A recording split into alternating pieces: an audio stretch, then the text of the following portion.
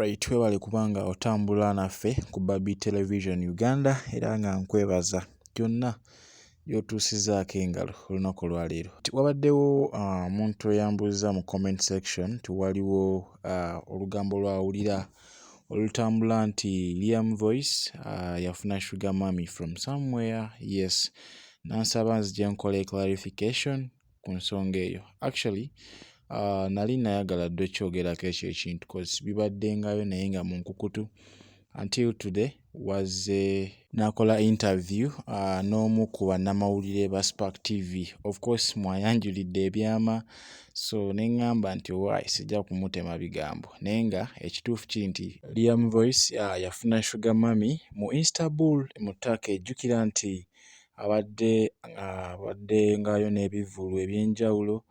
Actually omwaka guno yakagenda mu Istanbul emirundi giri 11. Giri 11, oluusi ng'alina shows, oluusi ng'agenze mu mikwano gye.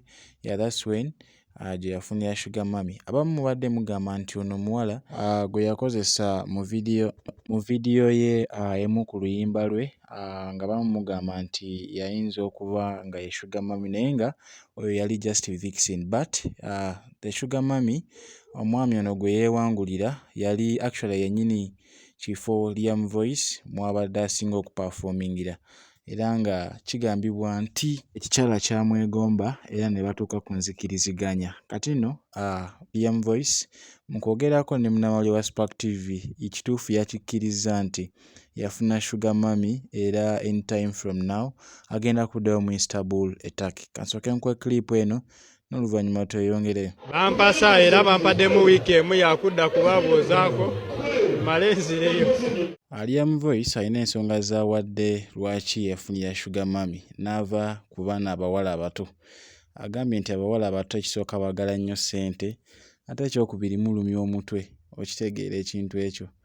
So kati n'abagamba nti bw'aba alina sugar mummy asobola okumuteekamu amagya, talaba nsonga lwaki yeesiba ku muwala omuto agenda omumalira obudde n'ebiseera nga waliwo sugar mummy agenda omumuteekamu ssente abeere mu mbeera eyeeyagaza. Katusooke tumwewulirire. Abavubuka nga ffe twagala nnyo ba sugar mummy. Mwana abawala abato bawuuba bamalako emirembe mwana batamamuko bagala nnyo ssente ate bwakulaba ng'okubyemu ku kayiiti abamanyi oziina ziwera. Sugar mummy waba alina akajjako olina lwaki omala obudde bwo ku mwana omuto agenda okumalira obudde ng'akajja kali eri.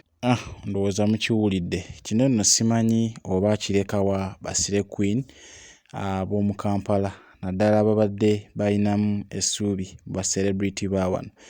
Bw'otunuulira ba celebrity abasinga ababadde bajja nga beefunira emikwano oba abakazi abazungu kuliko omwana mulenzi General Zamba, kuliko Bamiki Sims Tufane mubala abali mu lugendo, Daily Uganda naye we alina muzungu. So kati you have to learn, you girls mulina okuyiga okukyusaamuko oboolyawo kubanga abalenzi bwe banaalaba nga mubayisa mu mbeera bw'etyo bagenda nno kubalekawo beefunira abazungu kubanga bo abazungu ba cap kyamangu nnyo tebali awo nti bateeka nnyo ku pending bw'aba akukkiririzaawo. But anyway njagala nkulaga omukyalo ono. Omusajja ono yagwa mu bintu cause akakyala ako oba omukyalo oyo alina amagya era nga yennyini ye nnyini ekimu ku bifo Liam Voice mwe yali aperformingidde omulundi ogutali gumu.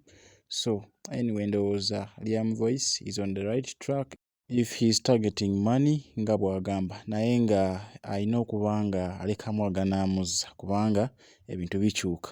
But anyway, that is all has been for today. Thank you so much for keeping it Baby Television Uganda. Kwatana subscribinga badde nsabye unsubscribinge video eno gimpereka like, osharinge, okomentinge bw'oba n'ekibuuzo kyonna ky'oyagala okubuuza osobola okiteeka below the comment section nga ono we yakoze nga yeetaaga clarification ku nsonga eno.